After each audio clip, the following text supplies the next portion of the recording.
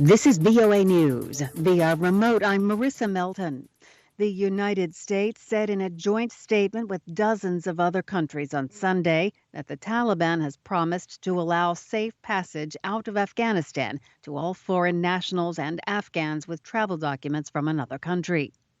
The statement included Britain, Canada, and Turkey. It said the signatories would continue providing the proper paperwork to Afghans who are designated by foreign nations for relocation.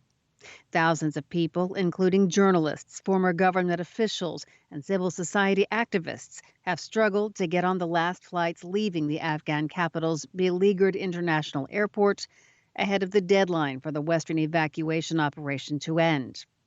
Domestic and foreign critics, however, remain skeptical about whether the Islamist group will deliver on its pledges. The U.S. State Department says foreign ministers from several countries will meet virtually on Monday to discuss their next steps in Afghanistan as the airlift evacuation draws to a close. The United States will host the meeting. The summit comes just one day before the U.S. military forces are to withdraw from Afghanistan after 20 years of war. It comes slightly more than 2 weeks after the Taliban swept back into power.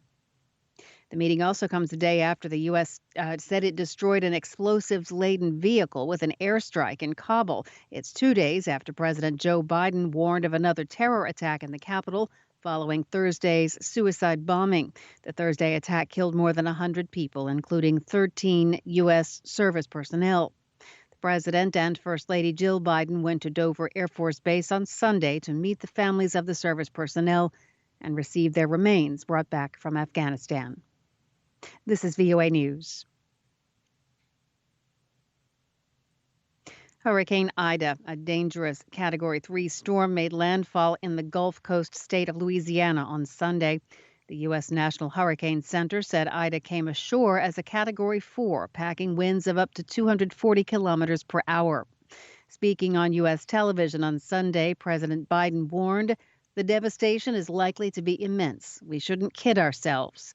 He urged Americans in the path of the storm to take precautions. He said, "Take it very seriously."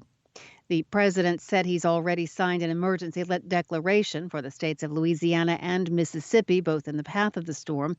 He said the federal government would help the region get back on its feet as soon as possible. He also urged people in the storm-affected regions to, quote, "look out for your neighbors."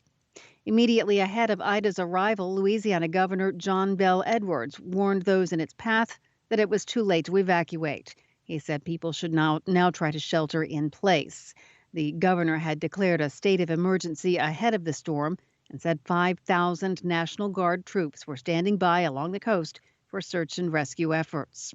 Sunday's also the anniversary of the devastating landfall of Hurricane Katrina in 2005.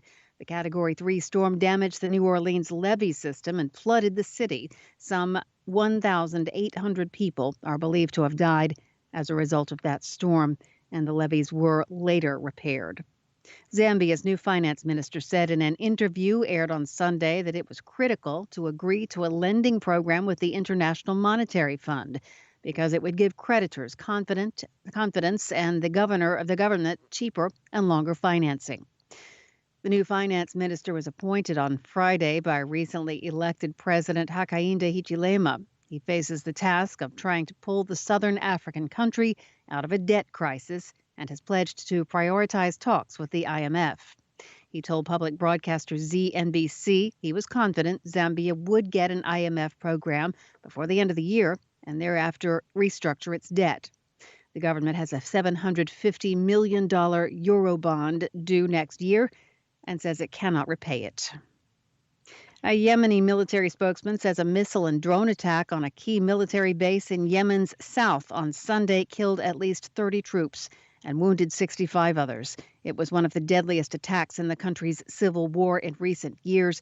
Yemeni officials said at least 3 explosions took place at the airbase, which is held by the internationally recognized government. No one immediately claimed responsibility for the attack. More on that story at our website, voanews.com. Via remote, I'm Marissa Melton, VOA News.